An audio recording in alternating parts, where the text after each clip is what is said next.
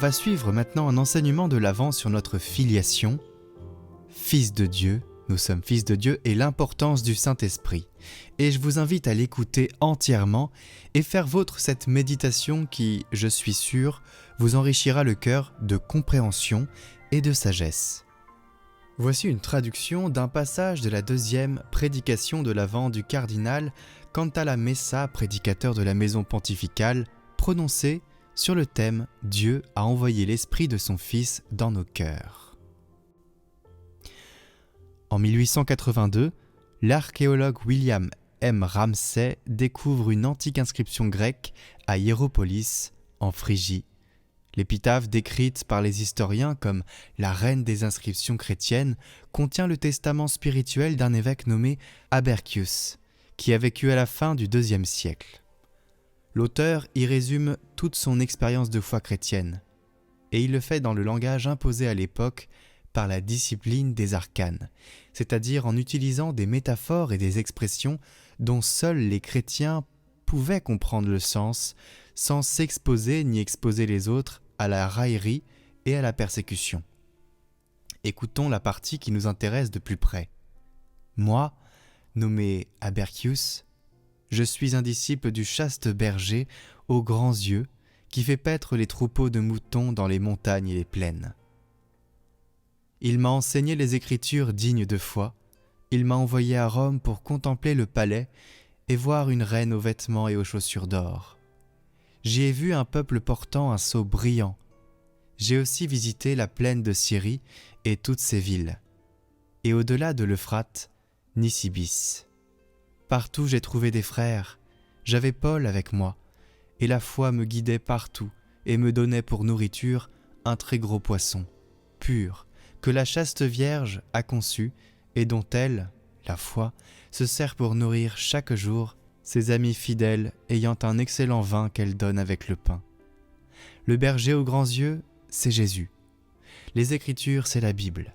La reine aux vêtements d'or, c'est l'Église. Le sceau et le baptême. Paul est bien sûr l'apôtre. Le poisson, comme dans la mosaïque ancienne, indique le Christ. La Vierge chaste, c'est Marie. Le pain et le vin, c'est l'Eucharistie. Ce qui frappe dans ce testament, c'est la fraîcheur, l'enthousiasme et l'émerveillement avec lesquels Abercius regarde le monde nouveau que la foi a ouvert devant lui. Pour lui, tout cela n'est pas quelque chose d'acquis. C'est la véritable nouveauté du monde et de l'histoire. C'est précisément pour cette raison que je l'ai rappelé, parce que c'est le sentiment que nous, chrétiens d'aujourd'hui, avons le plus besoin de redécouvrir. Il s'agit une fois encore de regarder les vitraux de la cathédrale depuis l'intérieur de celle-ci plutôt que depuis la rue publique. Ainsi, Lumen Gentium de Vatican II définit le peuple messianique qui a pour chef le Christ, pour statut la dignité et la liberté des fils de Dieu, pour loi le commandement nouveau d'aimer, et pour destinée enfin le royaume de Dieu. Le Concile lui-même rappelle que l'Église est composée de saints et de pécheurs. En fait, qu'elle-même, en tant que réalité concrète et historique, est sainte et pécheresse. Comme l'appellent certains pères, casta meretrix, et que les deux choses, le péché et la sainteté, sont présentes dans chacun de ses membres, et pas seulement entre une catégorie et une autre. Il est donc juste que nous nous lamentions et pleurions sur les péchés de l'Église, mais il est également juste et approprié que nous nous réjouissions de sa sainteté et de sa beauté. Pour une fois, nous choisissons de faire cette deuxième démarche, qui est peut-être la plus difficile et la plus négligée aujourd'hui. Et voici la preuve que nous sommes fils de Dieu. Mais lorsqu'est venue la plénitude des temps, Dieu a envoyé son Fils, né d'une femme et soumis à la loi de Moïse, afin de racheter ce qui était soumis à la loi, et pour que nous soyons adoptés comme fils. Et voici la preuve que vous êtes des fils. Dieu a envoyé l'Esprit de son Fils dans nos cœurs, et cet Esprit crie « Abba », c'est-à-dire « Père ». Ainsi, tu n'es plus esclave, mais fils. Et puisque tu es fils, tu es aussi héritier. C'est l'œuvre de Dieu.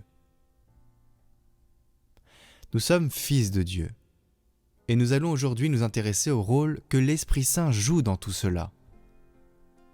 Vous n'avez pas reçu un esprit qui fait de vous des esclaves et vous ramène à la peur, mais vous avez reçu un esprit qui fait de vous des fils. Et c'est en lui que nous crions « Abba », c'est-à-dire « Père ». C'est donc l'Esprit Saint lui-même qui atteste à notre esprit que nous sommes enfants de Dieu. Saisissez l'importance de la parole de Dieu pour goûter la douceur de se savoir fils de Dieu et faire l'expérience de Dieu comme un Père très bon.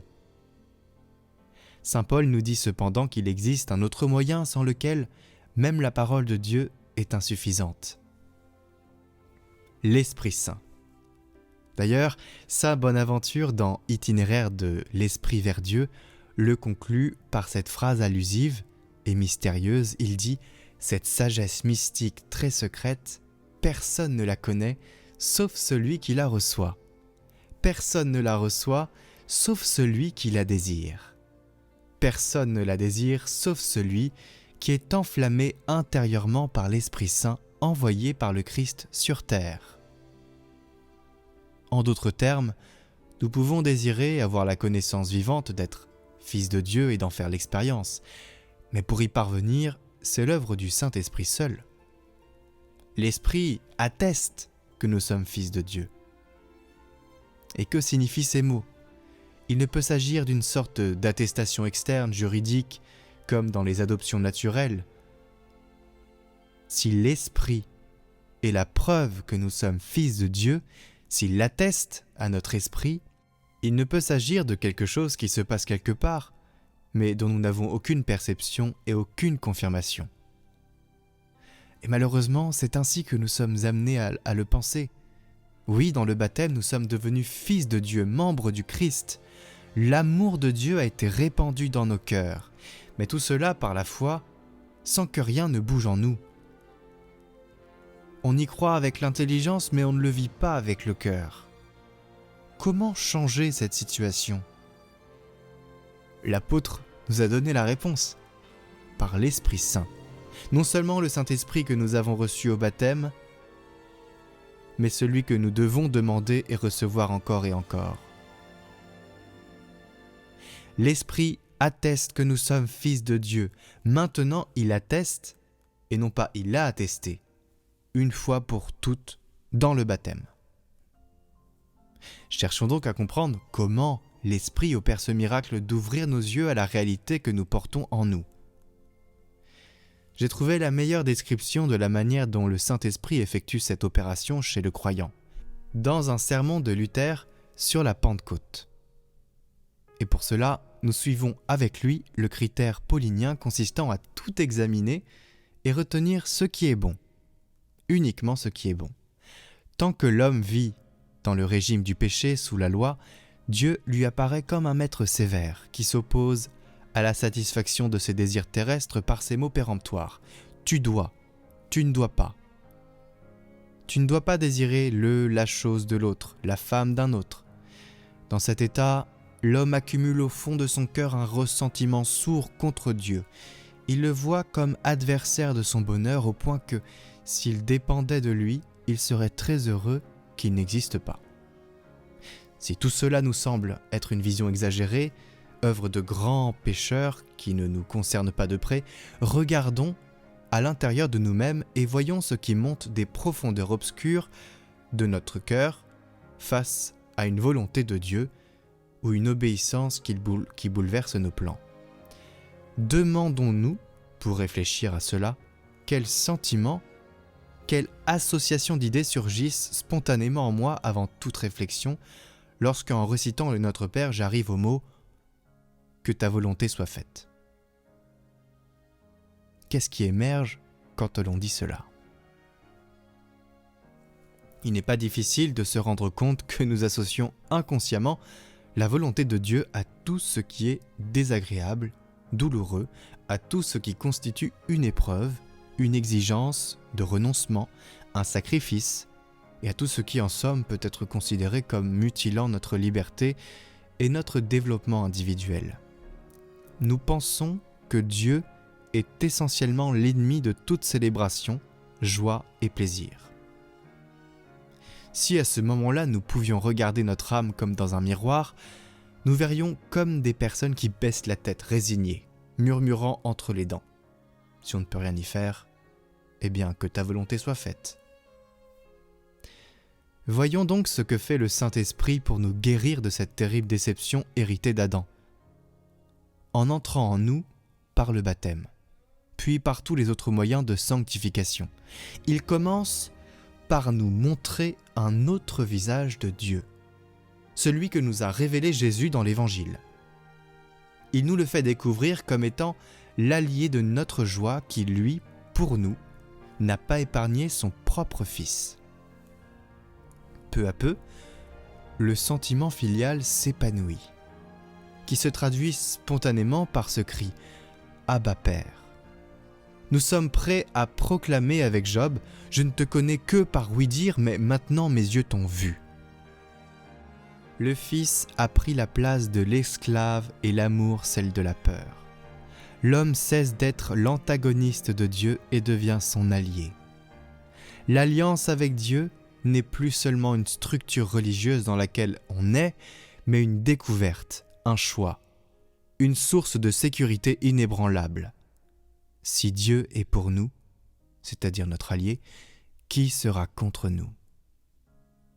Et tout cela, je disais que nous pouvons le faire même lorsque nous ne sentons rien. Parfois, nous sommes dans un désert spirituel. C'est précisément dans ce temps d'éloignement apparent de Dieu et d'aridité que nous découvrons toute l'importance de l'Esprit Saint pour notre vie de prière. Invisible et inaudible pour nous, il vient au secours de notre faiblesse, remplit nos paroles et nos gémissements du désir de Dieu, d'humilité, d'amour, et celui qui scrute les cœurs connaît les intentions de l'Esprit. L'Esprit devient alors la force de notre faible prière, la lumière de notre prière éteinte, en un mot, l'âme de notre prière. En vérité, il baigne de ce qui est aride, comme on le dit dans la séquence en son honneur. Tout cela arrive par la foi. Il me suffit de dire ou de penser « Père, tu m'as donné l'Esprit de Jésus ton Fils, en faisant donc avec lui un seul esprit. » Sans l'Esprit Saint, Dieu est loin. Le Christ reste dans le passé. L'Évangile est une lettre morte. L'Église une simple organisation. L'autorité une domination. La mission une propagande. Le culte une évocation. L'agir chrétien une morale d'esclave. Mais avec l'Esprit Saint, le cosmos est soulevé et gémit dans la naissance du royaume. L'homme lutte contre la chair. Le Christ ressuscité est là. L'Évangile est puissance de vie. L'Église signifie la communion trinitaire. L'autorité est un service libérateur. La mission est une Pentecôte. La liturgie un mémorial et anticipation. L'agir humain est déifié. Nous devons tout fonder sur le Saint-Esprit. Il ne suffit pas de réciter un Notre Père, un Je vous salue Marie, et un Gloire au Père au début de nos réunions pastorales, puis de passer à toute vitesse à l'ordre du jour. Lorsque les circonstances le permettent, nous devons rester un moment exposés à l'Esprit Saint, lui donner le temps d'agir, nous brancher sur lui. Sans ces conditions préalables, les résolutions et les documents restent des mots. C'est comme durant le sacrifice d'Élija au mont Carmel. Élie ramassa le bois, l'arrosa 7 fois, il fit tout ce qu'il pouvait, puis il pria le Seigneur de faire descendre le feu du ciel et de consumer le sacrifice. Mais sans ce feu, venu d'en haut, tout n'aurait resté que bois humide. Voilà le passage, chers amis, il était long, mais si riche. Alors je vous invite pour ce temps de l'Avent à invoquer l'Esprit Saint.